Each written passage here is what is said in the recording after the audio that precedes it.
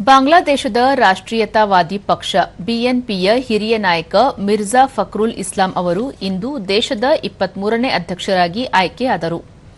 78 ವರ್ಷದ ಮಿರ್ಜಾ ಫಕ್ರುಲ್ ಇಸ್ಲಾಂ 255 ಮತಗಳನ್ನು ಪಡೆದು ಗೆಲುವು ಸಾಧಿಸಿದರು.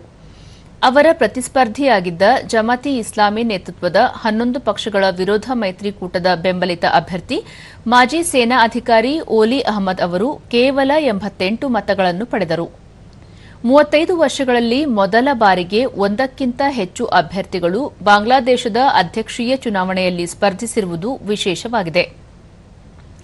2023ರಲ್ಲಿ ಪದಚ್ಯುತ ಪ್ರಧಾನಿ ಶೇಖ್ ಹಸೀನಾ ಅವರ ಅವಾಮಿ ಲೀಗ್ ಪಕ್ಷದ ನಾಮನಿರ್ದೇಶಿತರಾಗಿ ಅವಿರೋಧವಾಗಿ ಆಯ್ಕೆಯಾದ ಮೊಹಮ್ಮದ್ ಶಹಾಬುದ್ದೀನ್ ಅವರು 5 ವರ್ಷಗಳ ಅವಧಿಯನ್ನು ಪೂರ್ಣಗೊಳಿಸುವ ಮೊದಲೇ ಆರೋಗ್ಯದ ಕಾರಣ ಕಳೆದ ತಿಂಗಳು ರಾಜೀನಾಮೆ ನೀಡಿದ ಹಿನ್ನೆಲೆಯಲ್ಲಿ ಚುನಾವಣೆ ಘೋಷಿಸಲಾಗಿತ್ತು.